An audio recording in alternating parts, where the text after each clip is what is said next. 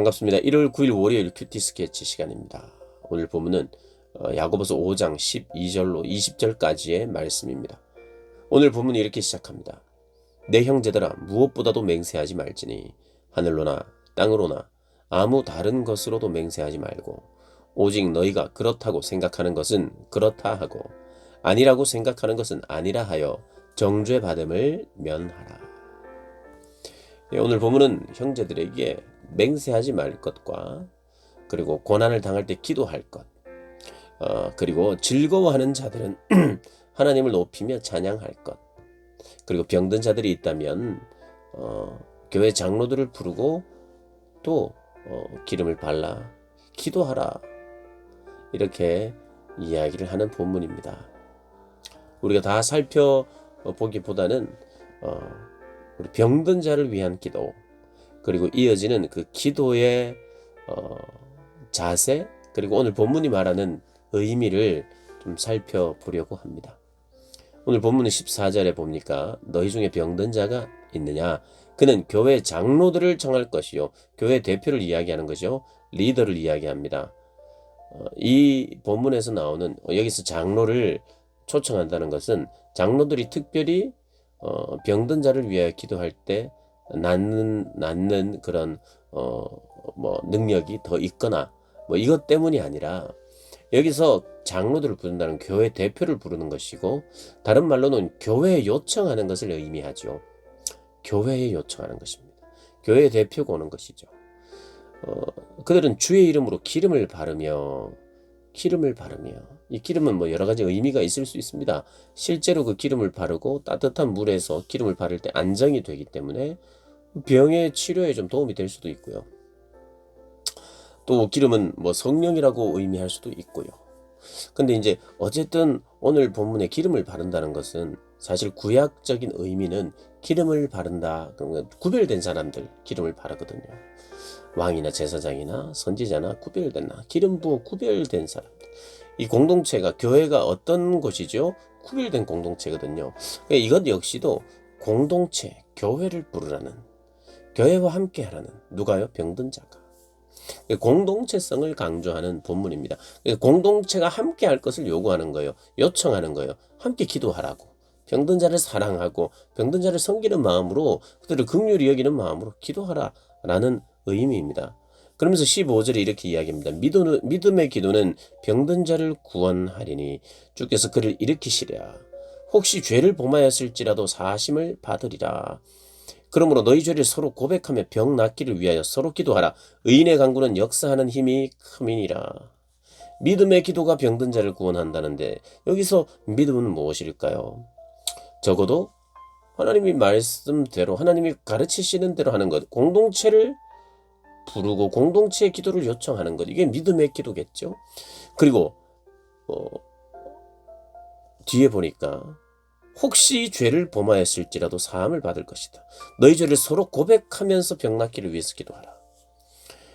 죄를 고백하라는 거예요. 그러니까 장로를 부르고 기름을 바르는 기도, 기름을 바르고 하는 기도가 믿음의 기도일 수 있고요.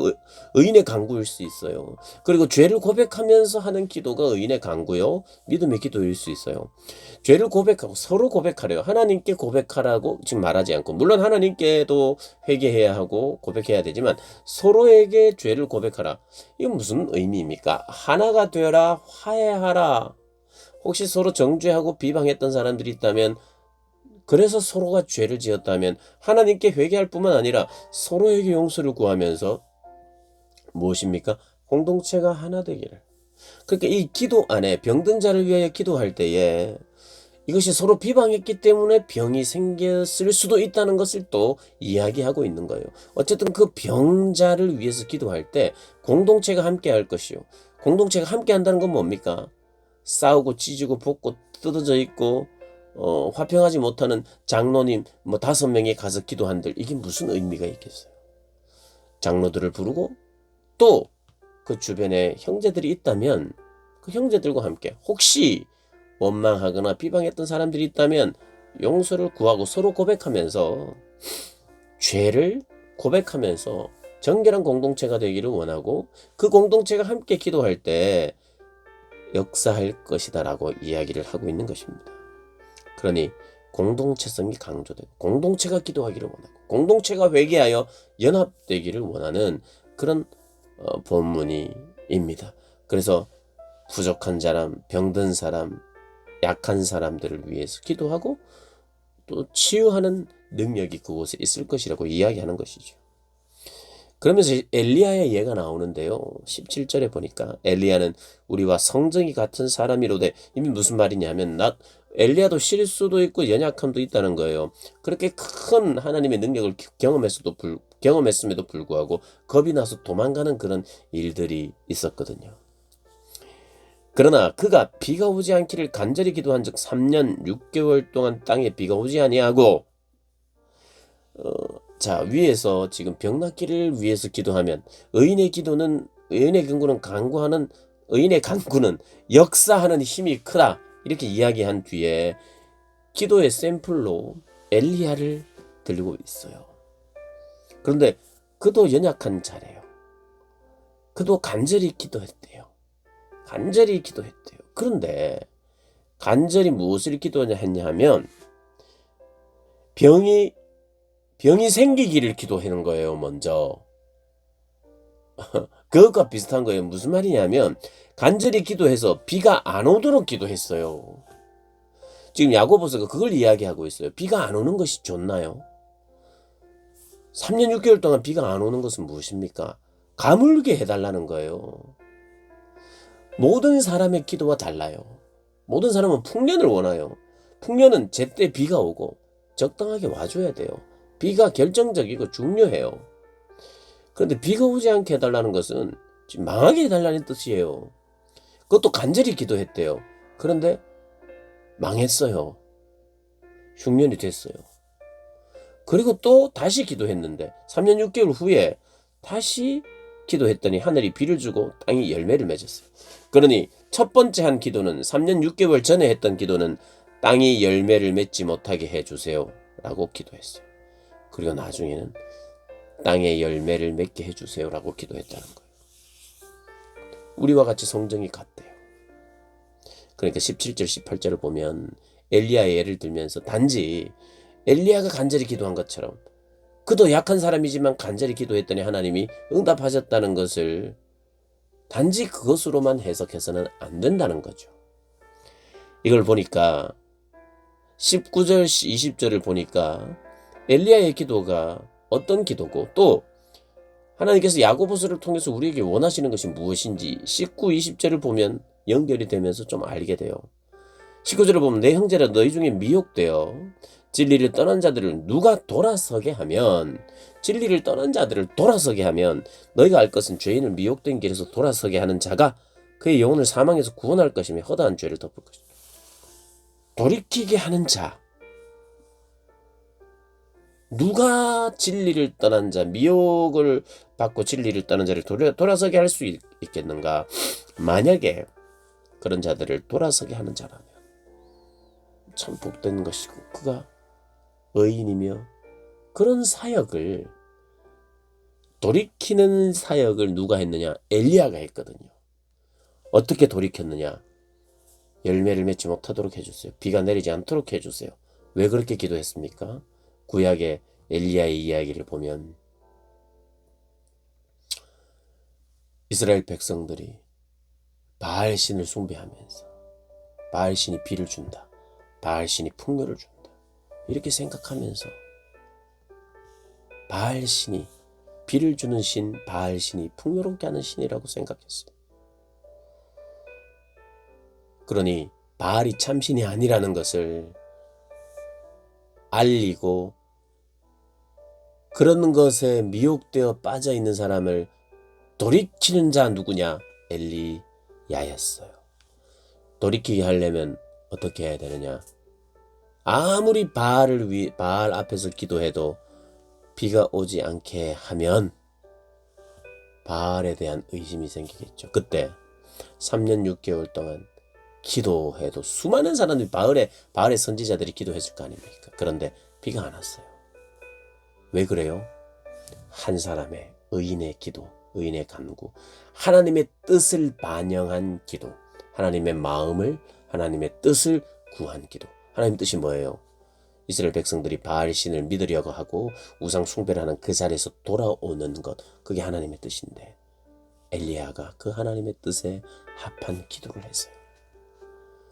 그러니 하나님이 역사하셨고, 이제 하나님이 참 신이시고 하나님이 풍요롭게 하시고 하나님이 비를 주관하신다는 것을 알리기 위해서 하나님 앞에 간절히 기도하여 비가 오게 하고, 바알의 선지자 아세라의 선지자는 아무리 기도해도 비가 안 왔는데, 그래서 죽임을 당했는데 오히려 엘리야가 하나님 앞에 혼자 간절히 기도하자 3년 6개월 동안 안 왔던 비가 내림으로 말미암아 미혹되어 바알에게 넘어갔던 자들을 돌이키게 하는 그런 사람.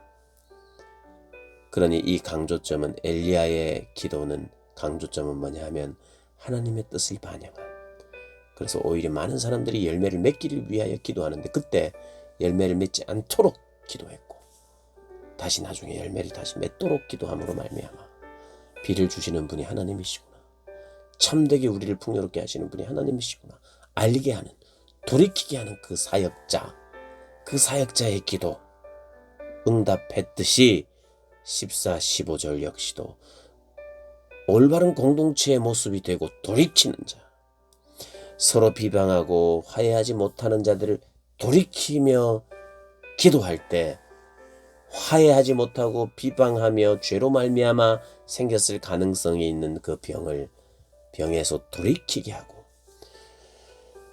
비방하는 자리에서 하나 되는 자리로 돌이키게 하는, 결국에는 돌이키게 하는 하나님의 뜻을 반영한 돌이키는 기도, 돌이키는 사역,